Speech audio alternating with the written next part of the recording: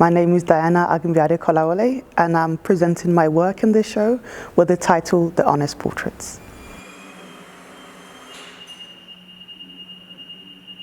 So when I was investigating how to make an honest portrait, I decided that the best and the most almost deadpan, straightforward way to do this is to get the photographic paper and the photographic chemicals. Otherwise, it's not a portrait until it's in some ways printed, because I wanted to work with a print.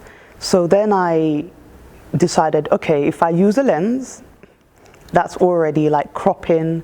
The lens creates some kind of distortion. The way you print it, how you print it, is it digital, is it analog? Do you, I mean, even when you print analog print, you do edit by, the correct exposure, burning, dodging. So all those technical aspects, which I knew would affect how to do it, I decided, okay, since I already know how to do this, and I probably will make myself look as flattering as possible. So that's, in one way, it's not completely honest. So I decided, okay, the only way I could imagine to do it is just to use the paper and the chemicals, and then cover my body and then make the print, because technically it's still a photographic print, and that's perhaps the best way to make an honest portrait. And also, with the portraits in transition the whole time, it doesn't just capture a person at a specific time as their honest portraits, because it flows with itself. So the way my face might look today, or the way my body might look today, is not honest for tomorrow, because tomorrow I could look a different way. It doesn't capture my mood the whole time. It doesn't capture my personality the whole time. My frame of mind, my psychology, all those things are excluded, because the traditional portrait, it's a snapshot of a frame which is fixed.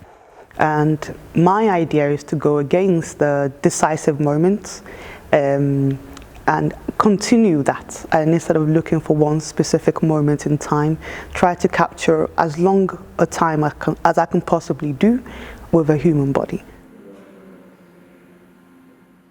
With the performances, I try to never repeat them, or I don't repeat them. The idea behind the works were to make an honest photographic portrait, and once I know how the combination would work, it no longer becomes, in my opinion, an honest portrait. So each performance, I try to either use a different paper, different combination of chemicals, different positions, and different lights, because that also affects the way the image first transitions.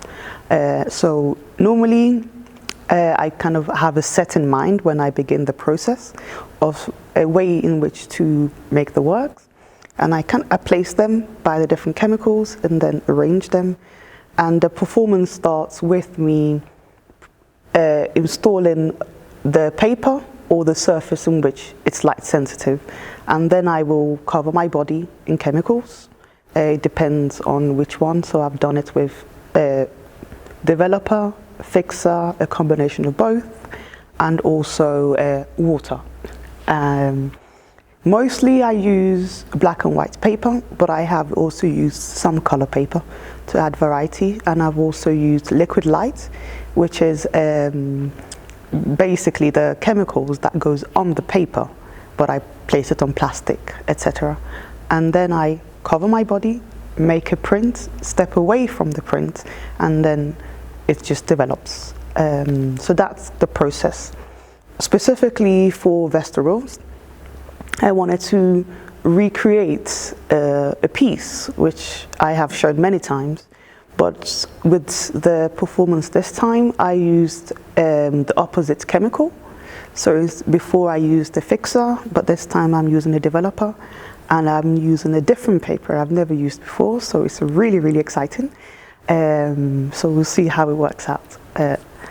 For me, the joy is just watching it grow and take on its own personality, and wherever it's shown and how that affects the life, it becomes a little bit like wrinkles when you see the different changes in it and the different marks and the splash. and you know, the mistakes, it really becomes a part of how the work exists and the personalities the works have themselves.